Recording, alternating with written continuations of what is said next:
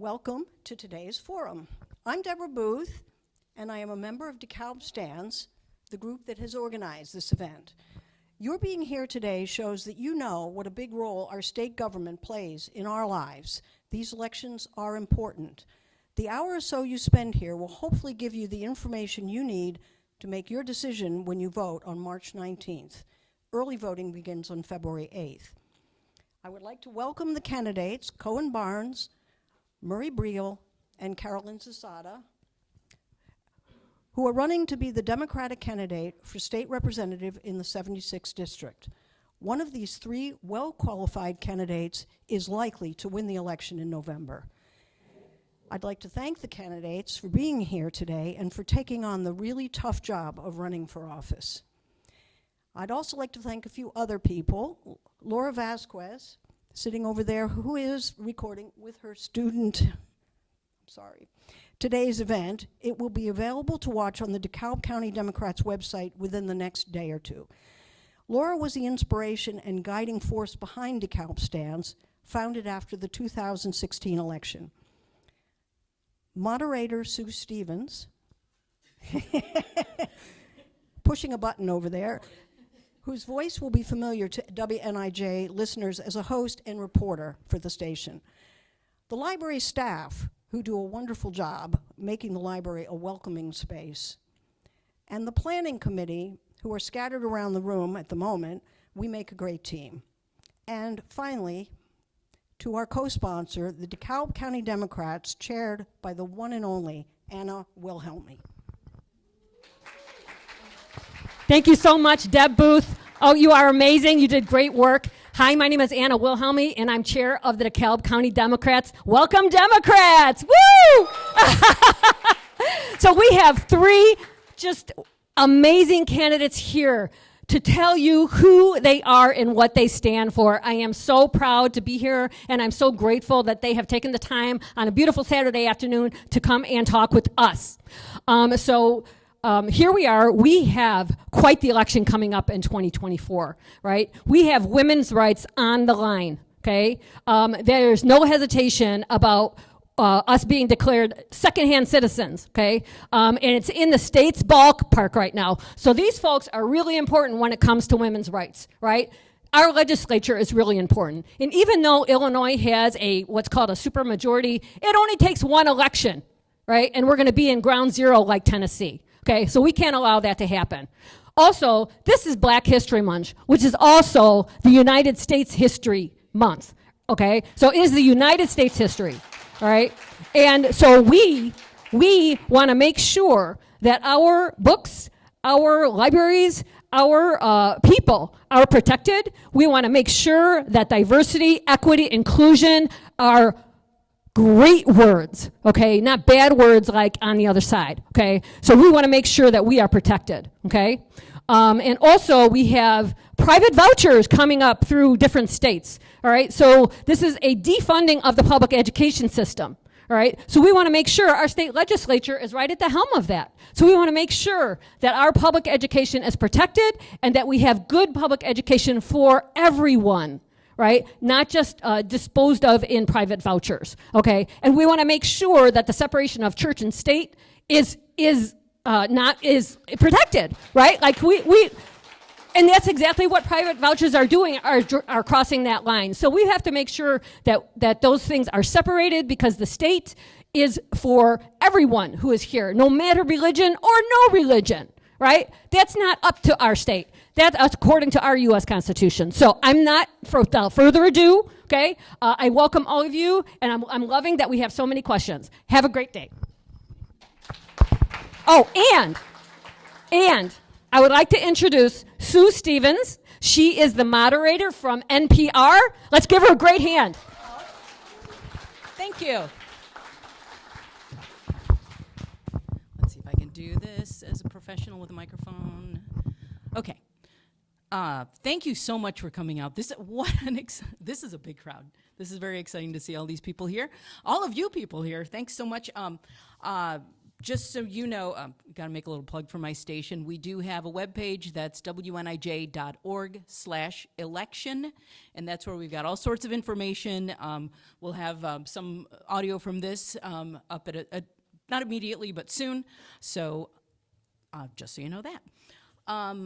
First, I wanted to say, all right, who out there is excited about voting in the primary? All right, good. Now, who among you is going to vote early? All right, really appreciate the fact that you put on an event like this early enough. It's so hard sometimes to get it into our heads that the primary starts this week, honestly. I believe it's Thursday. You can start voting. So early voting starts. So thanks for being enthusiastic about voting. I love voting. I was a voter registrar with the League of Women Voters in Rockford for a long time, so it warms my heart. Okay, now I've spent a lot of time that we need to hear from the candidates. We are going to keep this pretty quick. It's really going to move along. I wanted to share some ground rules with everyone first. The candidates are going to have 1 minute each to introduce themselves, and then 1 minute to answer the questions, and then we'll wrap it up with a 1 minute concluding statement. And somehow we're fitting this all into 1 hour. So we've got a lot of questions, and so that's why we want to really move through them. Thank you to everyone who did give us questions already. If you do have a question, you can, where can they get a card if you don't have one already? You probably have a card already. There you go. And then we'll pick it up and then put it in the basket. But we have a ton of cards already, so I'm not sure. And don't forget that if you, the candidates will be around. You can grab them afterward and ask them too. So, and don't forget to pick up some material as well. Audience, thank you so much for submitting the questions. And we request that you remain silent during this forum. So don't applaud until the end. Or react in other ways to the candidates' answers. Let's keep it civil in here, because we know how to do that, don't we? Yeah.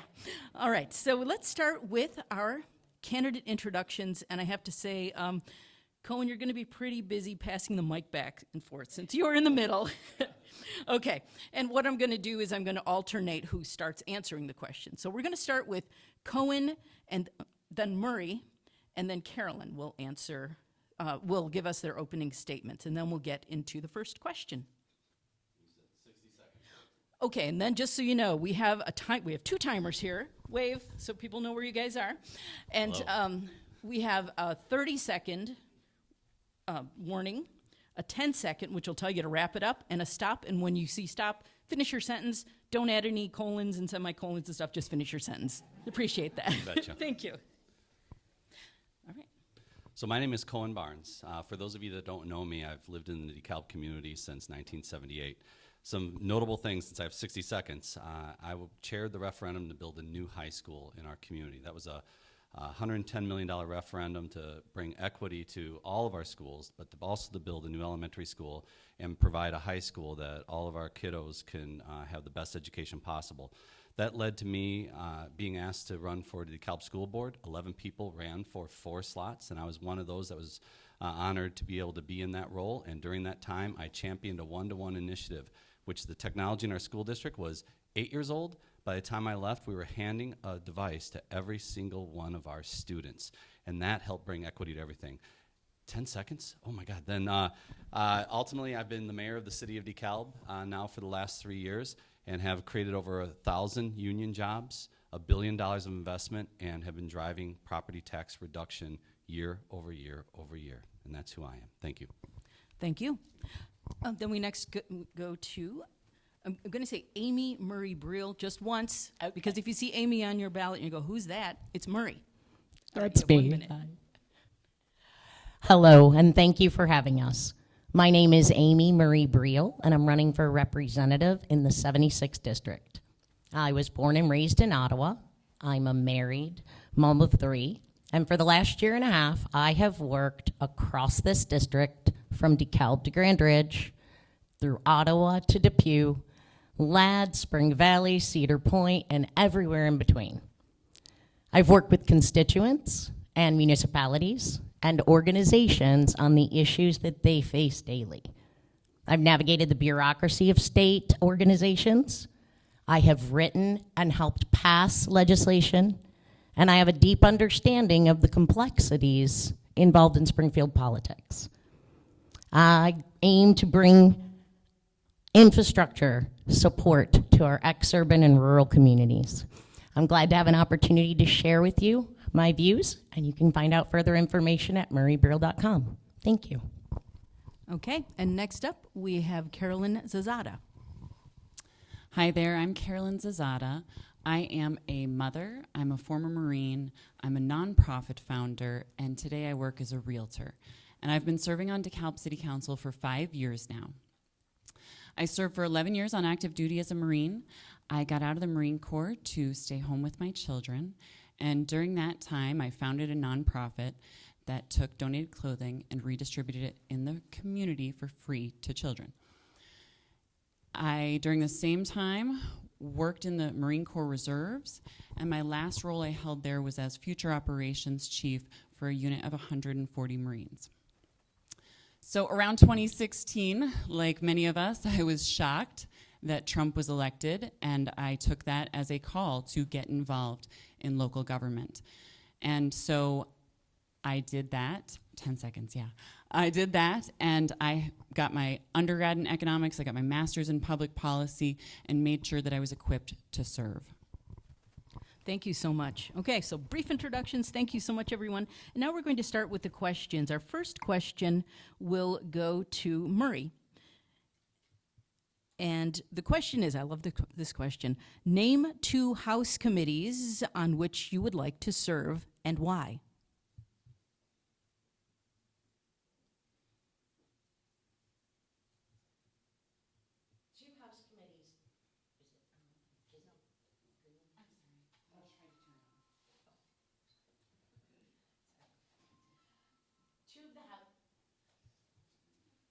Okay, guess we restart her time. Yeah, let's give her the time. There you go. Yeah, okay. 2 of the House committees that I think are extremely important are the Higher Education Committee, and I also think that the Infrastructure Committee, which is not the Public Utilities Committee, but the overreaching committee, is important. And ultimately, I would like to be able to have a seat on the Appropriations Committee. Okay, thank you. And next we'll hear from Carolyn. So 2 committees that I would want to work on would be the committees that will be best suited to passing a fair tax and setting up universal pre-K. I am a strong proponent of both of those. I think that if we pass the fair tax, we are looking at a $3.4 billion increase in state revenues. And with that, we will be in a position to fully fund the government and be in a more comfortable spot. Also, it's going to help work on our pensions, and it's going to help reduce the pension crisis. The governor has already committed to putting $200 million a year toward pensions with that influx created by the fair tax. So I'm a huge fair tax proponent. Second, universal pre-K. We need to have universal pre-K, and whatever committee I need to be on to make sure that happens, we need that, and I want to see it go for younger and younger children all the way back as the years go on. Thank you. All right, and Cohen. For me as mayor, I work with the state a lot, the Illinois Commerce Commission, the Department of Commerce and Economic Opportunity, figuring out how we can, and IDOT especially, how we can invest in our infrastructure, how we can create more economic development, which creates more jobs, which creates more tax revenues. So there's not just 2 that I want to be on. I want to be beating on every single solitary door there to be the voice of the 76th district. There's 2 things in particular. I really want to work hard towards the restoration of LGDF. Many of you probably don't even know what that is, but ultimately our state, when they created the state income tax, gave all municipalities 10% of that particular revenue. And the state about 10 years ago took that from local municipalities. Why that's important to all of us, each town is different, each town has its own voice, and each town has its own needs, and we need to make sure that we've got the funding from the state government in order to address the issues that we have locally in each one of the communities within the 76th district. And ultimately, also, my time is running out, so it's really going to come down to things that are going to drive economic development. Carolyn mentioned, especially, you know, our kiddos, making sure that daycare is going to become a big proponent of that in order to make sure people can get to work and get those job opportunities. Thank you. Thank you. All right, next question. You guys are good in 1 minute. Wow. All right. Okay. So just a one-parter here. Describe this first, we'll start with Carolyn on this one. Describe a major infrastructure need in the district and explain its importance.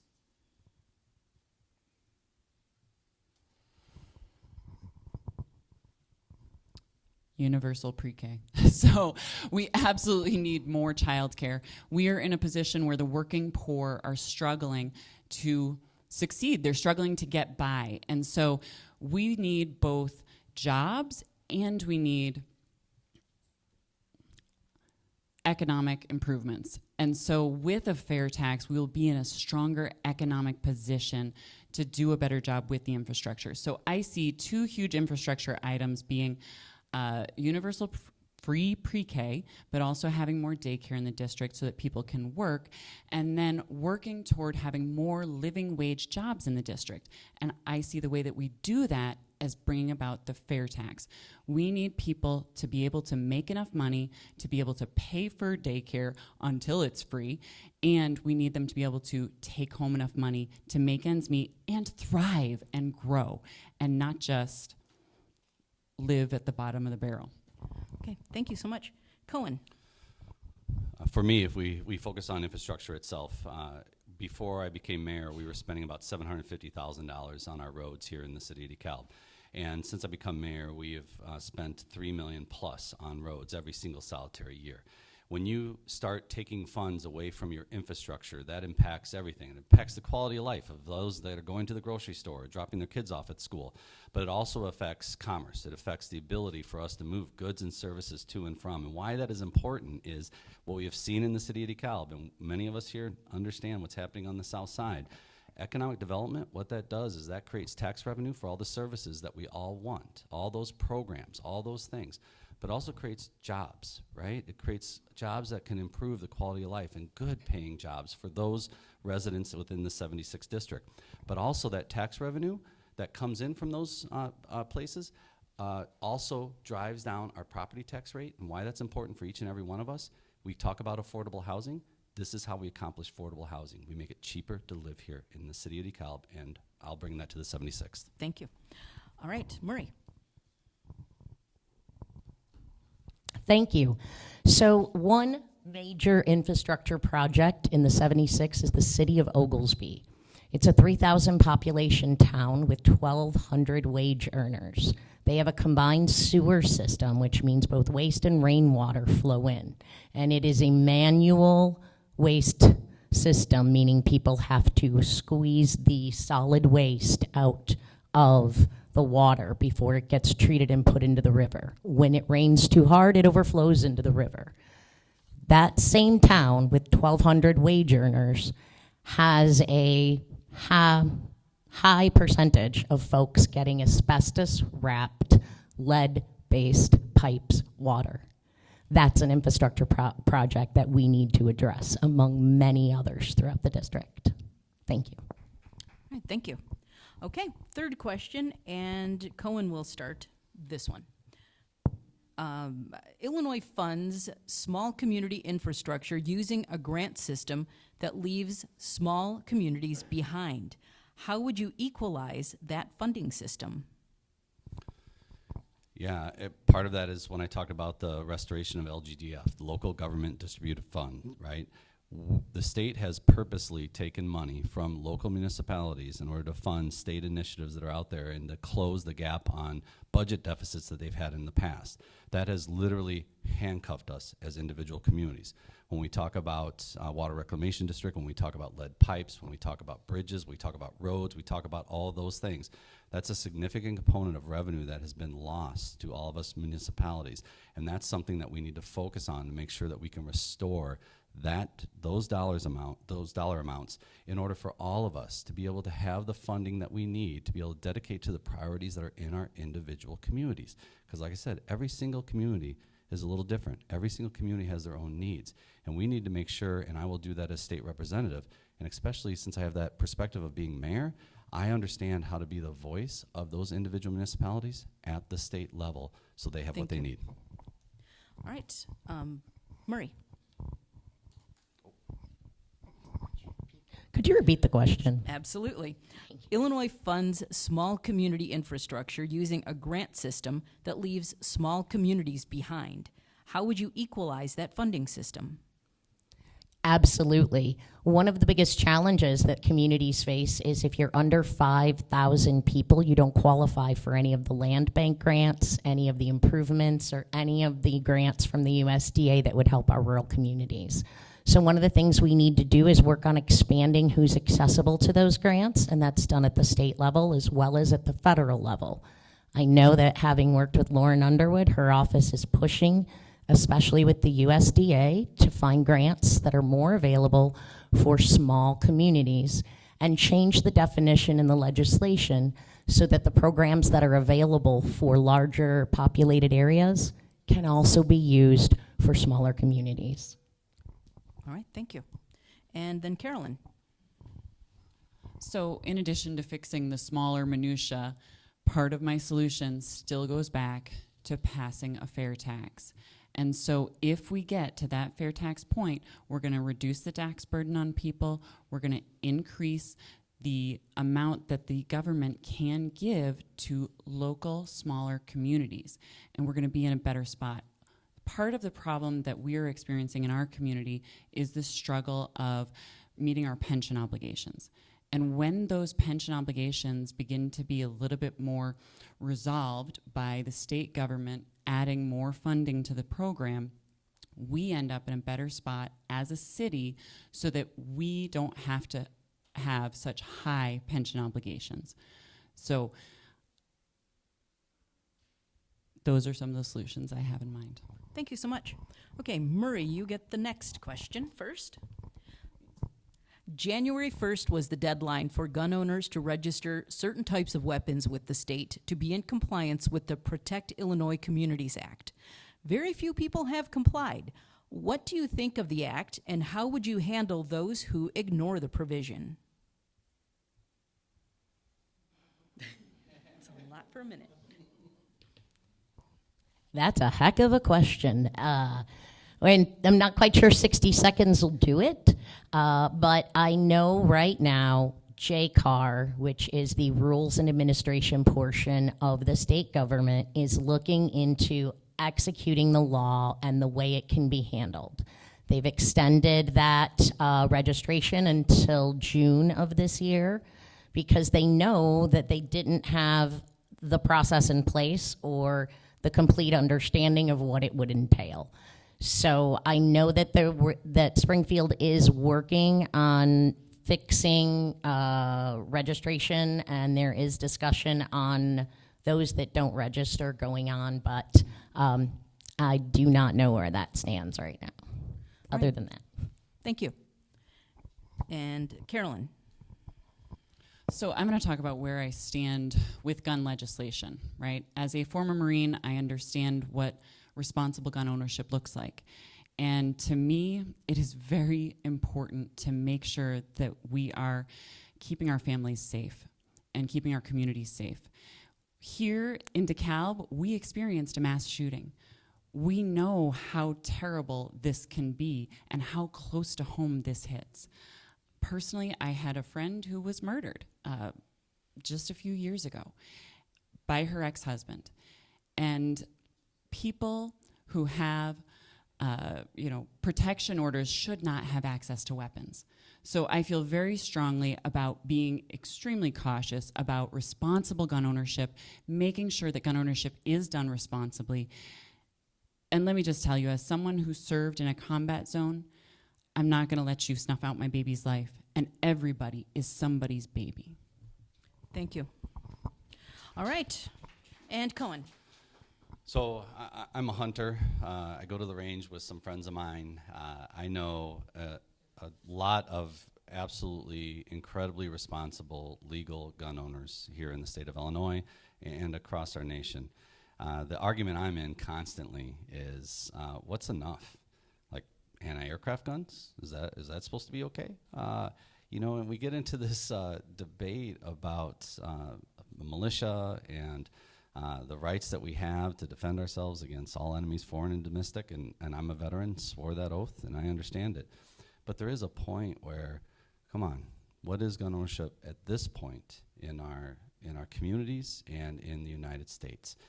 I think we really need to continue, and we've made progress, and we continue to make progress, but we really need to focus on making sure it's responsible gun ownership. And as a state legislator, I will make sure that the legislation that we passed around this isn't punitive towards all the responsible gun owners out there, but ultimately we have to be logical, we have to be reasonable, and Thank we you. have to understand current times. Thanks. All right, Carolyn, you get the next question. The Illinois legislature recently passed a law that would be a first step towards constructing small nuclear reactors in Illinois to generate carbon-free energy. What's your opinion of the expansion of nuclear energy in Illinois? So this is challenging because we start with a shock factor of expanding nuclear energy.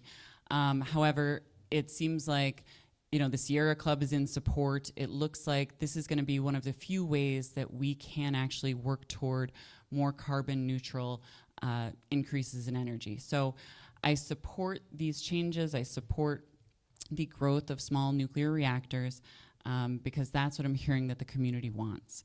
So it's a touchy area, and I think we have to be really cautious and tread lightly when we're talking about waste that we haven't quite figured out how to dispose of yet. But I am open to listening to the community and hearing what you have to say and what your preferences are on these types of issues that are so dynamic. Thank you. And Cohen, you get it next. So energy is an incredibly important factor right now in so many of our lives, and we can talk environmental, we can also talk economic development. What I know, Meta, who is building $1 billion worth of infrastructure here in our community, wanted to be powered completely off of 100% renewable energy.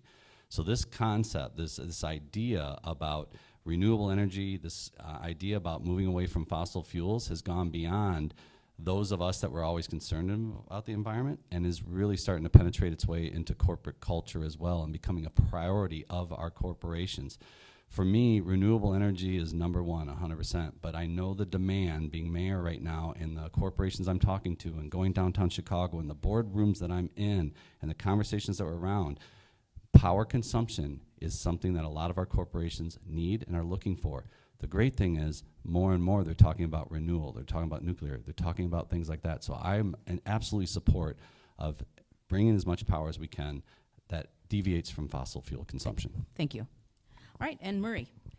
Okay, I could talk for like 7 hours on this. I was very actively involved in lifting the nuclear moratorium ban in the state of Illinois. I worked with the representative. I worked with agencies throughout the United States, the Department of Energy, Department of Defense, public labs, to bring and educate our colleagues across the aisle and within our own caucus about the need for small modular reactors. I'm a big proponent. They are clean energy, and the best part is the potential to drop them into tiny areas or remote areas such as Alaska or areas in the southern part where we don't have that access to power a company is amazing. I am 100% in support of it, and I helped get that passed. Okay, thank you. All right, Cohen, you get the first crack at the next question. And this one is, what is your position on the migrant situation and what can the state do about it? Yeah, wow, you want 60 seconds. So ultimately what we have right now is we have Governor Abbott in Texas playing games with human lives, and it pisses me off. Excuse my language. What he is doing right now is trying to bring an issue to the national stage, and I get why he's doing it, but he's playing with people, and he's playing with kids, and I am not in support of that in any way, shape, or form. I hear about the migrant issue. Do we want them? Do we not? What ultimately it comes down to is these are asylum seekers who have been granted asylum in the United States of America. These are people. These are human beings. Ultimately, for me, if you come across the border and you're granted asylum status in the United States, then you are the same rights that all of us have. And you have that right to pursue life, liberty, and the pursuit of happiness. We should be welcoming migrants that achieve that particular status. We should make sure that the trials that they just went through, the 10,000 miles that they walked, that we have what we need in order to take care of them. Thank you. And I have to stop. All right, so next it goes to Murray.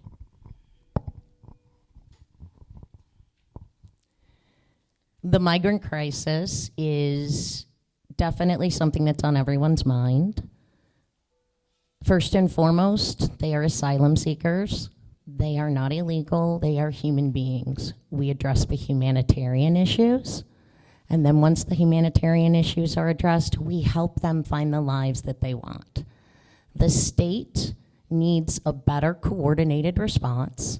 I believe we could have multiple landing points throughout the state because there are communities that would be very welcoming and do have infrastructure available to allow folks to start a life there. 10% of the migrants that have come here in the last year have actually left and gone to other states. So the point is to respect these folks as people, meet them where they are, and help them find the path that's best for them.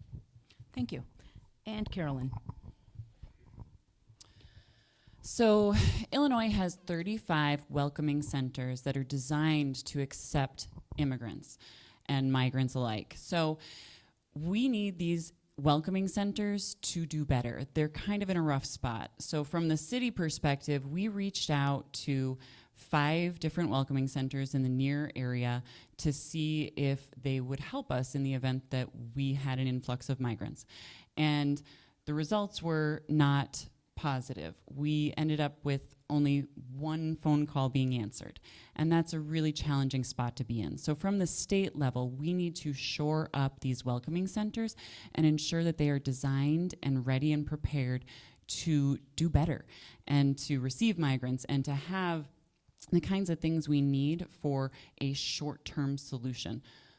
Kind of like the Red Cross, they need to be ready with food, water, shelter instantly for an influx of, say, a certain number of people.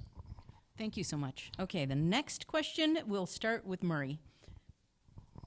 What are your views on the issues facing the Department of Children and Family Services? There are many issues facing DCFS, but one in particular that is foremost are our frontline workers, those case managers. I work with one woman who is a DCFS manager, and some of the problems that the agency has is they pull frontline workers off to fill administrative positions. And when they do that, they leave those frontline worker spots filled in our horrible CMS system, which then doesn't allow the DCFS to be able to fill those frontline worker spots. So as you can see, that's just one tiny example of how the system itself is broken.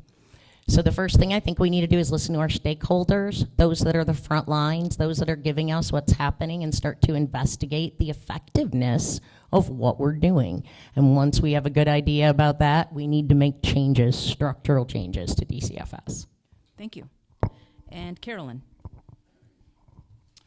So in addition to many of the great ideas Murray shared, our family accepted a foster son last May. And so I have been learning in a very intimate way exactly what some of the flaws are in the DCFS system. It's endless, right? But we need more social workers, right? We need more people who will do that job. We need to pay social workers better so that they will get engaged in the job, but we also need more homes that are ready to embrace children. And it's not easy, okay? I get it. I fully understand now. And there need to be other solutions, actually, to support foster parents so that there's a way for foster parents to have some sort of respite care so that they're in a position to give their best selves to the children that they have decided to support. Thank you. And Cohen. We're going to hear about a lot of issues today that I'm sure are incredibly important to different people in this room. For me, our kids and investment in our children, from safe homes, from a great educational system, especially a public educational system, is incredibly important. I mean, we all hear about our children are our future. Well, we all know that that's not just an adage people say. That's actually a reality. And making sure that we have the resources available to be able to provide for our young ones, from, we've talked about Birth to 5, we've talked about DCFS, that needs to be a priority. Now, the issue that we're going to have, and all of us can up here and say we support X, Y, or Z, but there's going to become a real reality when you're a state legislator to make a priority on where budget is going to go. What systems and what things are we going to support in order to make sure we shore up budget deficits, we shore up issues structurally, whether it's infrastructure as well as programs like we're talking about with DCFS right now. For me, my involvement with the referendum and the school board, kids will always be a priority as Thank state you. legislator. All right, Carolyn, you get the first crack at this next question. The lack of low-income housing is a major statewide issue. What state initiatives would you support to help remedy that situation? In a minute. I'm a realtor, so the National Association of Realtors has actually made 2 specific suggestions as to what to do to increase low-income housing. Those suggestions are zoning changes. The fact that we have single-family housing, most of our communities are zoned single-family residential. When we switch that zoning to allow for 2, 3, and 4 units, that is going to help us offer more affordable housing at a price point that people can enter the housing market. I believe strongly in home ownership as a path out of poverty. I think that if you can, most Americans hold their income, their biggest asset, and their biggest amount of wealth in their homes. And we need to make that more accessible to everyone. Thank you. And Cohen, you get this next. Yeah, I'm incredibly passionate about this right now. If those of you that live in the city of DeKalb, you've heard me working with the DeKalb School District. Affordable housing fundamentally starts with it has to be affordable to live here, and a big component of that is the property taxes that we pay. In the city of DeKalb, we had one of the highest tax rates in the state of Illinois. Lowering the tax rate is one way you can make it more affordable for people to live. You can do that by generating more economic development, which we have here in the city of DeKalb. What that led to is this last year alone, our school district saw a $9 million increase in their budget. Beautiful, right? All our kiddos. We got funds there.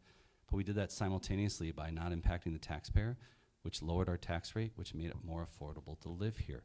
There is literally a formula that we've been operating with in the city of DeKalb that I'm a believer in, and it's economic development drives those revenue streams, which create more opportunities for the services that we need. It lowers our property taxes, but every government entity can do that in a fiscally responsible way, and you know what happens then? More people are interested in coming here, and more companies are interested in coming here, and it's a perfect cycle. Thank you. And Murray. Would you please repeat the question? The lack of low-income housing is a major statewide issue. What state initiatives would you support to help remedy that situation? Okay, thank you. There is an adequate lack of housing, and that affects, when we think of low income, we also need to consider that it affects our seniors, our veterans, and our students.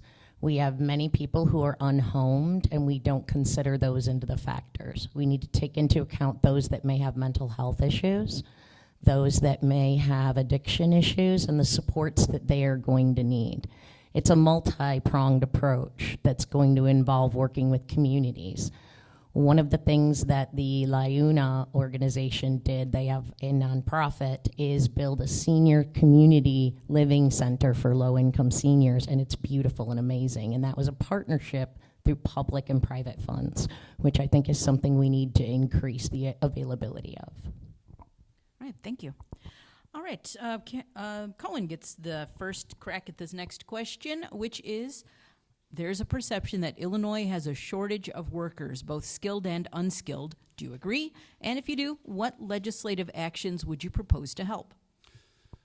Yeah, I'm going to be beating the same drum here. I mean, we've all heard that, Illinois is the #1 exporter of people and college students, and there's some reality to that, but it's also statistics. So, it ultimately depends. But we do know that Illinois is a difficult place to be able to keep and retain a lot of our people. And part of the reason for that is it's very expensive to actually live in the state of Illinois.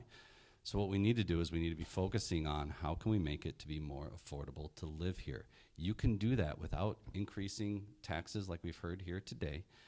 You can do that through programs that we've implemented here in the state of Illinois. Especially, I got to give Governor Pritzker a lot of credit. He implemented a thing called an enterprise zone. He's implemented a mega sites grant. He's implemented a lot of programs that have driven economic development, which is what we've taken care of or taken advantage of here in the state of Illinois. These Democrat programs, right, that drove economic development, increased more jobs, and we're attracting people to the city of DeKalb here at a rate that we haven't before. Thank you. Murray. I believe the statement that we are losing or have lost skilled and don't have unskilled labor may not exactly be accurate. When we consider these things, we need to look at the grand picture of what labor is and what the workforce can do. I think that the state can give an investment into our higher education, into our community colleges, into training programs. But I think that companies coming here need to make an investment as well. It's time that they invest in the universities and the training facilities that will provide them with the workers to take care of their companies. So those are incentives that I think we should definitely pursue. Okay, thank you. And Carolyn. Can you repeat the question? Sure. Sorry. That's okay. It's good for the audience, too. There's a perception that Illinois has a shortage of workers, both skilled and unskilled. Do you agree? And if yes, what legislative actions would you propose to help?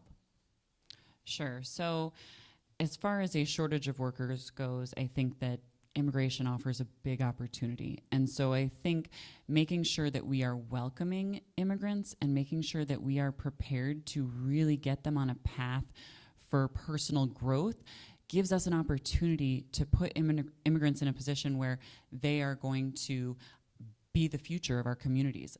As a daughter of an immigrant, or whatever, my grandfather came from Poland, right? So immigration is really important to me, and the opportunity for people to come to our country is a huge, important thing.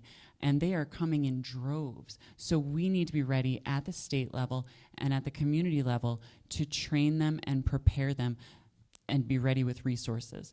So that and decreasing the tax burden at both the state and city level. So I'll say it again, the fair tax puts us in a position to decrease the tax burden on individuals and on cities. Thank you. And Murray gets the first shot at this next question. What have you learned in your current or past jobs that you would find relevant to being a member of the state legislature? Everything. For those of you that don't know, I was the chief of staff for the current state representative. I have resigned my post because I'm doing this full time. And I learned many lessons from navigating the politics of Springfield to the bureaucracy, to the areas where there are issues and the areas that are touchable. Because we have to remember not everything there's a political will for. So we have to find a way to make there be a will, is one of the biggest lessons that I learned from working there. I'm able to take that understanding, knowing how to write legislation, knowing who to partner with to get legislation passed, understanding when bills get written, how they're going to impact people, being able to know community members who are in those areas that I can touch base with and say, how will this affect you? So that is what my experience has given me. Thanks. Thank you. And Carolyn. So the breadth of different experiences I've had have really given me a deeper understanding of lots of different areas. So, right, I served as a Marine for 11 years on active duty, had 2 different jobs there, gave me a great understanding of how the government works and how our federal government works. Then moving on to serving as a nonprofit founder, seeing people in poverty, understanding better what their struggles are. And my experience serving on Dekalb City Council. You know, I was only on City Council for a couple of weeks when I had to listen to the story of a woman who dropped her baby out the window to dad below. Baby was okay. When the room caught on fire. That was what inspired me to pursue my master's in public policy and administration, to make sure that I was as equipped as I could possibly be to serve and to find the solutions that people need to change their lives for the better. Thank you. Cohen. So I've served on a variety of nonprofits. I've been president of multiple nonprofits, including I'm a president of a nonprofit right now. I'm a U.S. Army veteran twice over. So service, my great-grandfather, grandfathers, my son is a combat veteran from Afghanistan. Service is in my DNA. The time I spent on the school board, the time I spent as mayor, I understand this role and that perspective, but it's foundational, right? Service. Foundational service to me. It completes me. Perfect example, I run an IT service company. So I employ 25 people. I've been doing it for 30 years. I understand what it's like to have to make payroll. I understand what it's like when people are depending on me for their mortgage, for their groceries, for their kids' college. I know that experience, and I know it day in and day out and the responsibility of it. I also know when we need more things to retain and attract employees, right? There's only so much money. You have to do this in a fiscal responsible way. And if you need more, you have to figure out how to improve value. You have to figure out how to improve revenue sources in order to make that happen. Thank you. That's the experience I have. All right, Carolyn, you get the first answer for this one. How do you plan to address the diversity of concerns, being that the district is very oddly shaped, including the interests of NIU students?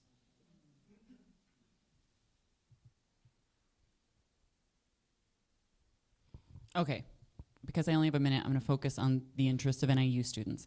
Higher education is a absolutely integral part of our society and an integral part of growing our society and improving our future.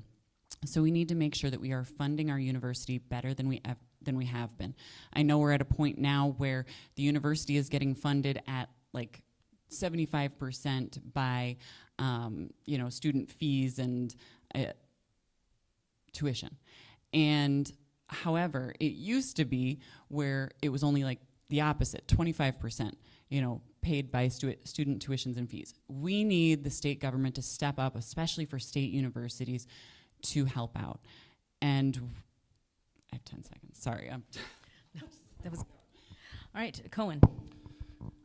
For me, the redistricting that happened, I thought was actually a disservice to those in the 76th district. You took 2 different communities that are an hour apart, and you want one person to be able to represent them in Greenfield. They are 2 separate areas, the Illinois Valley and Dekalb. The representative that has to be in office has to work hard, harder than most, in order to truly be representative. For me, I mentioned it earlier, this is the next phase of my life. This completes me. I really want to, and I feel an incredible responsibility that if I am a state representative, that ultimately I'm going to need to be ingrained into both communities. I grew up in Sheridan, Illinois for part of my childhood, which is part of the 76 and part of the top of the Illinois Valley. But ultimately that area, bringing scouts down to Starved Rock, hanging out with friends in Ottawa, growing up there, that Illinois Valley was a part of who I am, and I look forward to serving it going forward. All right, Murray. There are different concerns, but something that I can say with quite a bit of certainty is that the concerns are fundamentally the same across the district.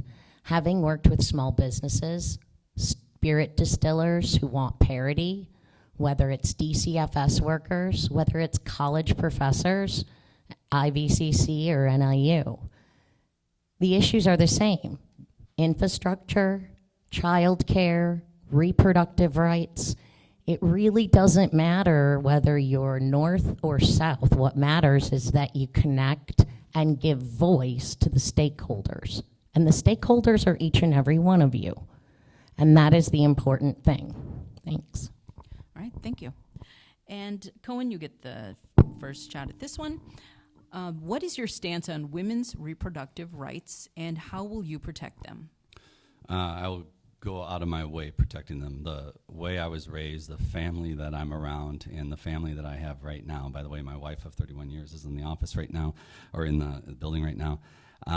Ultimately, what it comes down to is, when we look at the overturning of Roe v. Wade, it's in some ways, to me, not about reproductive rights. It's about further oppressing a segment of our society. And it's wrong. It's fundamentally wrong.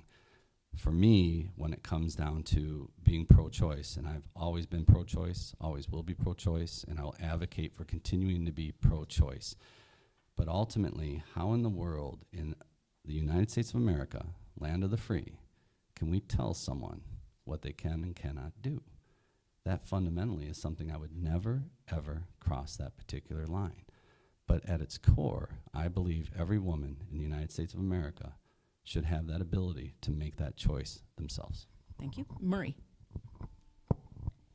Hi. I am unabashedly 100% pro-choice. I am pro-reproductive freedom and bodily autonomy. What can we do at the state level? We can have a constitutional amendment, one that has passed in some of the most conservative states across this country, to ensure the rights of women as being seen as sentient beings. Imagine that, bodily autonomy, how crazy. And it doesn't just go for women, it goes for everyone. You should have the right to care for your body with your medical professional on your terms. Full stop. Okay, thank you. And Carolyn. Well said, Murray. Absolutely. So as a mother, I absolutely understand how challenging it is to care for children. And as a mother of a foster son, I understand all the more how challenging it is to care for children that weren't expected. And I absolutely support bodily autonomy and want to make sure that we have the rights that we should have to make the choices we need to make, and to have the choices, it's very personal to me, to make sure that our bodies are our own and people are not telling us what we should be doing with our bodies. This is very frequently a medical issue, and that is what's so frustrating about this, because it gets turned into something it isn't, where, there's someone running for office. I was listening to her on NPR the other day just talking about her situation and how she's running for office now because she almost died because she couldn't get the abortion she needed for her basic health care needs because the baby was no longer viable. Thank you. All right, Murray, you get this question first. In your opinion, is the state doing enough to fight climate change? If not, where would you invest more funding?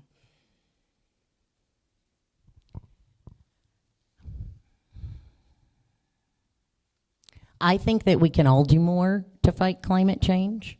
I think the state has done some really wonderful things with the Agricultural Innovation Act, with the Biotechnology Act, with our hydrogen hubs. I think that all of those things are great steps, but I think we need to invest in companies and colleges and researchers that can bring environmental concerns, address environmental concerns. We have a company down in the southern part of the district that makes a completely biodegradable, compostable, single-use polystyrene product. It disappears in 2 years with anaerobic respiration. Those are the types of things we should be investing in and asking others to use. All right, Carolyn. No, I think we certainly need to do more to help the environment. I'm a big environmental proponent. I think carbon tax credits need to be something of the past. We also need to make sure that we are not giving tax credits to companies that are producing coal. That needs to end. So those are the two primary things that come to my mind. I love some of the Sierra Club's initiatives, looking at removing, I got the acronym wrong, but removing some of the coal from Lake Michigan and such. We need to make sure that our water sources are clean, our air is clean, and we need to make sure that we are not polluting the environment we live in so that we can thrive. And let's not forget about equity in this, right? People are disproportionately impacted. People of lower socioeconomic status, people who are of different backgrounds are more disproportionately affected by this. Thank you. And Cohen. You know, we talk about like a manned mission to Mars, and possibly that's where we could relocate someday. But any society that has the ability to be able to create a planet that can sustain us has every capability whatsoever to save the planet it's on. Do I think we need to do more? Absolutely. I've been proud as mayor. You know, we've been implementing more and more solar farms, and that's been really cool, and co-ops, so every one of us has the ability to participate in something like that. We've been able to attract companies like Meta that look at renewable energy as how they want to drive their data centers, and they worked with the University of Illinois and Ozinga cement company to create a carbon neutral cement that they actually built their data centers with, which is really cool.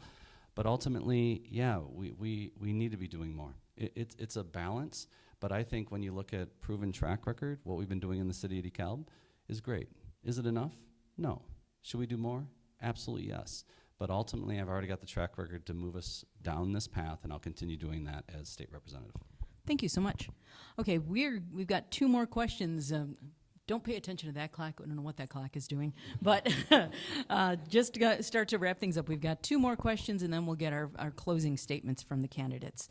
So let's see. Carolyn, you start with this next question. What do you think are the most significant issues that are unique to the rural areas in the district? And how's the state legislature helping, and what could it do more?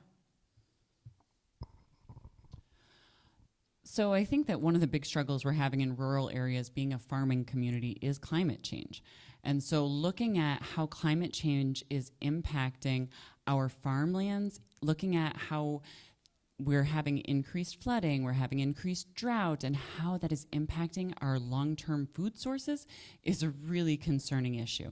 So those are some of those rural issues, but then additionally we have infrastructure problems, right? We have water treatment infrastructure issues. We have wastewater solutions that aren't being made. So I think climate change still overall is one of the biggest issues here in Northern Illinois, where we have some of the best land in the world to make food. If climate change gets more out of control, we're going to be in a tough spot to produce the amount of food we need to produce to be the breadbasket of the world. Thank you. And Cohen.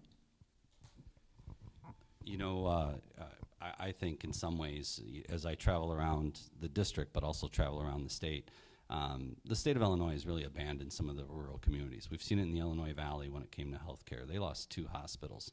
Can you imagine everyone up here, right? 2 hospitals gone. So now when you dial 911, what does that actually look like? And the burden that they're putting on their volunteer fire departments and EMT is in my eyes, ridiculous. When we look at the state of Interstate 80, it's ridiculous. When we look at the state of some of our bridges and the infrastructure that we have, that is something that affects each and every one of us in rural communities. And I believe our voice at the state level, I think it's overpowered by Chicago sometimes, and priorities are made towards a large municipality that obviously is deserving and needs help, but I don't think our voice is loud enough. And anyone that knows me, I think you understand that I'm a pretty loud voice. I will beat on doors, I will advocate, but rural needs more of a voice in Springfield. Thank you. And Murray.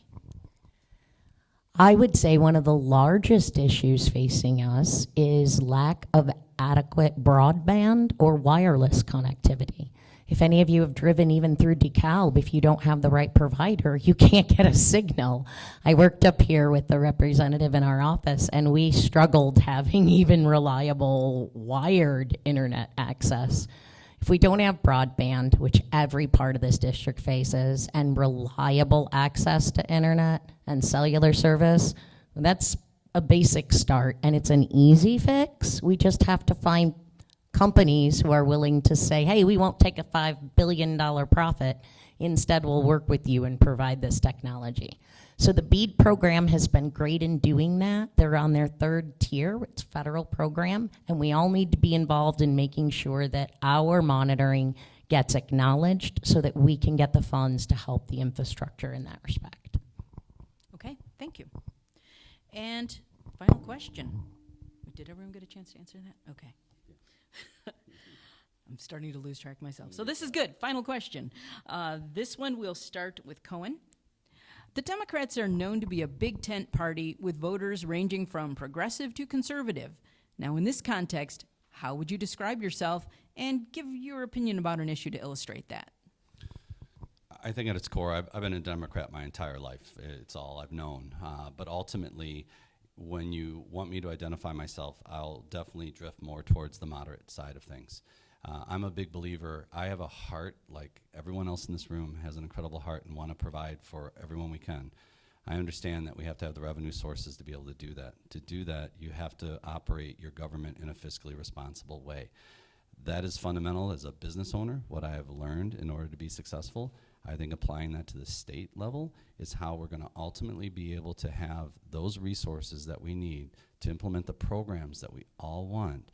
But you have to have strength. You have to have the ability to advocate for the things that are most important for those that you represent in order to work within the revenue streams you have. Because of that, I'm called a moderate a lot.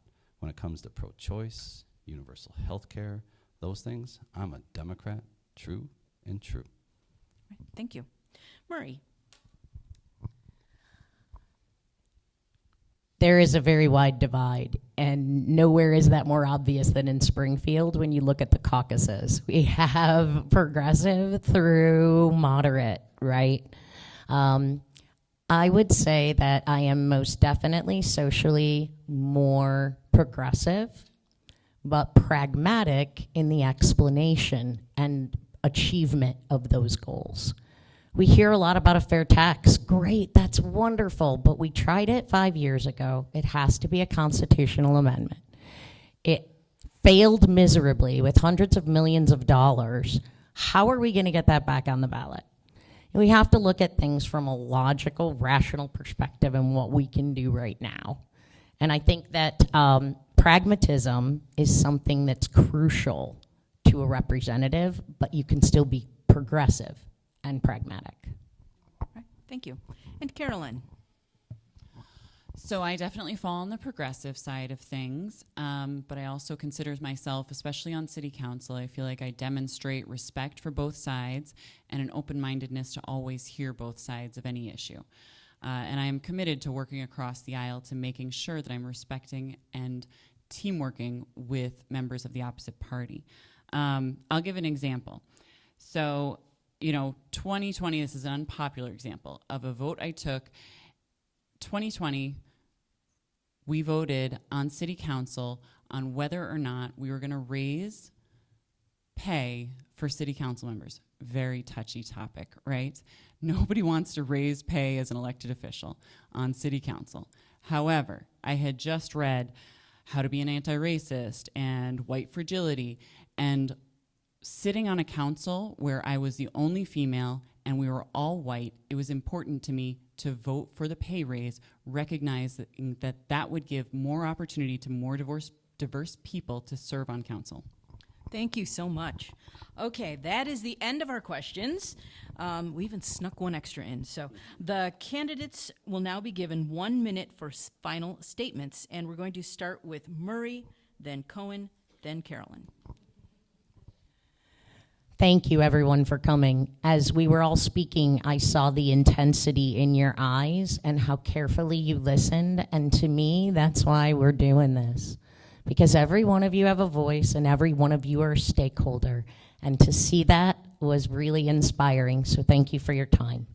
My name's Amy Marie Briel, and I have the practical experience to lead this district. I firmly believe you are the most important voice, but we have to address the stark issues of our infrastructure before we can thrive. I know the challenges that the district faces. I will bring my experience and skills to the district, whether protecting a woman's right to choose or working on issues of infrastructure and basic essential human rights for ex-urban and rural communities. So my name is Amy Marie Briel. I'm asking for your vote on March 19th in the Democratic primary. Please feel free to reach out at mariebriel.com. Thank you. All right, Cohen. So again, my name is Cohen Barnes. I would ask each and every one of you for your vote on March 19th. A differentiator with me, we're all Democrats up here, so we all have similar beliefs and we'll all champion a lot of the values that we have in the Democratic Party. A differentiator with me is I've been off office multiple times, from a school referendum where it wasn't about me, it was about our community, and we passed with a 64% vote. I've run for school board and been elected and spent 4 years serving on the school board. I've been mayor now for 3 years. I have a unique perspective and I think a history of execution. As state representative of the 76th, when I get in office, I will be able to be that voice for all of us because of the roles that I've had on school board and being mayor day one. And I understand the unique perspective of the municipalities and the charges that we have and the issues that we have, and how can Springfield finally be an asset to us. And I will do that as your state rep. Thank you. Thank you. And Carolyn. First, I want to thank you all so much for coming and participating. I want to thank the Dems for hosting. I want to thank the library, and I want to thank the moderator. Sue, thank you. You did an amazing job. I am running because I know that I can do the most good for the people of this district. The working poor can't get ahead because of the structures we've set up in society. I want to change structures and systems that perpetuate inequality. And that usually starts with economic systems. With my background in economics, I have an understanding of what types of economic tools we need to break down and reform things and create equity.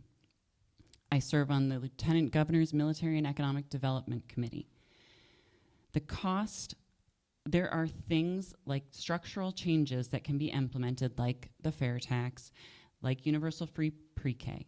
The cost of working is prohibitive for some parents, and we're not doing enough good for our children and society's future. These are the things I want to change. Thank you so much. Wow, great candidates. Let's hear it for them.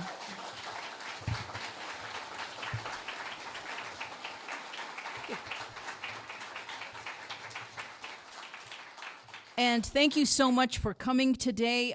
Just a reminder that there is a recording of the forum that will be available after tomorrow on the DeKalb County Democrats website, and that's DeKalbCountyDemocrats.com. Don't forget to, if you haven't hit them up already, the tables out here, the literature about the candidates. And again, really, I'd like to thank the candidates, not just for their willingness to participate in this forum, because you wouldn't believe how hard it is to get a candidate in a forum sometimes like these days. Also for your very, very thoughtful responses. And I know you're all going to take those and consider them a lot before you take a vote. And then for running for office, I can't think of anything tougher out there. So thank you so much for being candidates. All right, round of applause. Thanks.